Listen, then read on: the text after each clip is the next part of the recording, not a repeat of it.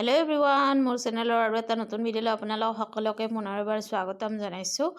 আৰু আজি ৰাতিপুৱাৰ পৰাই ভিডিঅ'টো আৰম্ভ কৰিলোঁ। ৰাতিপুৱা ব্ৰেকফাষ্ট কৰি মেলি আজৰি হৈ গ'লোঁ। এতিয়া দুপৰীয়াৰ ভাত বনাবৰ কাৰণে ৰেডি কৰি আছোঁ। আৰু আজি ৰাতিপুৱাতে ৰাখিছিলোঁ এটা মাছ, তাকে মাছৰ লগত অমিতাৰ আঞ্জা বনাম। আৰু অমিতা আৰু আলু কাটি লৈছোঁ, পিঁয়াজ আদা নহৰু গোটেই ৰেডি কৰি লৈছোঁ। এতিয়া মাছ ভজা তেলখিনিতে পাঁচফোৰণ শুকান জলকীয়া দি ভালদৰে ভাজি ল'লোঁ। ভাজি লোৱাৰ পিছত ইয়াতে পিঁয়াজখিনি দি ল'লোঁ আৰু পিঁয়াজখিনি অলপ ৰঙচুৱা হোৱালৈকে ভালদৰে ভাজি ল'ম। তাৰপিছত ভাজি লোৱাৰ পিছত এইখিনি যেতিয়া ৰঙচুৱা হৈ যাব তেতিয়া মই ইয়াতে আদা আৰু নহৰুখিনি দি দিম।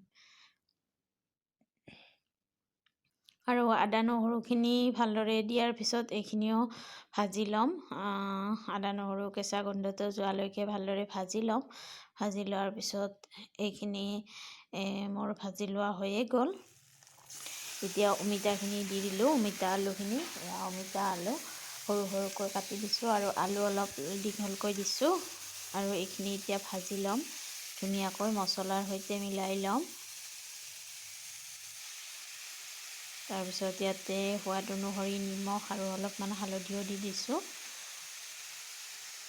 হালধি দিয়াৰ পিছত ইয়াতে অলপ জিৰা দি দিম। আৰু বেলেগ মছলা ব্যৱহাৰ নকৰোঁ, জিৰা দিম অকল।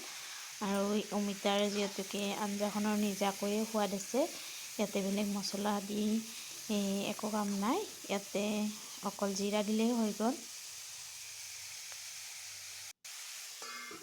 আৰু এতিয়া মই এইখিনি ঢাকোন লগাই অলপ সিজিবৰ কাৰণে ৰাখি দিছিলোঁ আৰু সিজিয়ে গৈছে।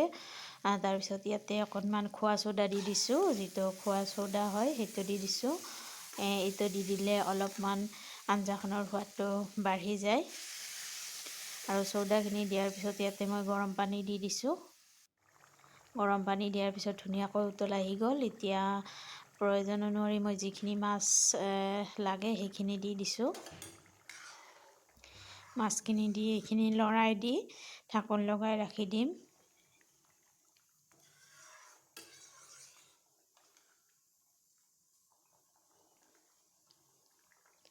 এইখিনি মই এতিয়া অলপমান লৰাই দিছোঁ। অমিতাখিনি অলপ অলপকৈ ভাঙি দিছোঁ যাতে মিলি যায় অমিতাখিনিৰ লগত।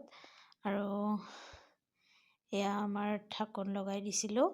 আৰু ঢাকোন লগাই দিয়াৰ পিছত ধুনীয়াকৈ হৈয়ে গৈছে আঞ্জাখন। আৰু হৈ যোৱাৰ পিছত এয়া মই কেঁচা ধনিয়া কাটি দিছোঁ।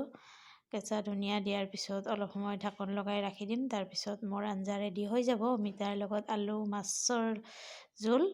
আৰু এয়া অলপ সময় লৰাই দিয়াৰ পিছত মোৰ আঞ্জাখন ৰেডিও হৈ গ'ল।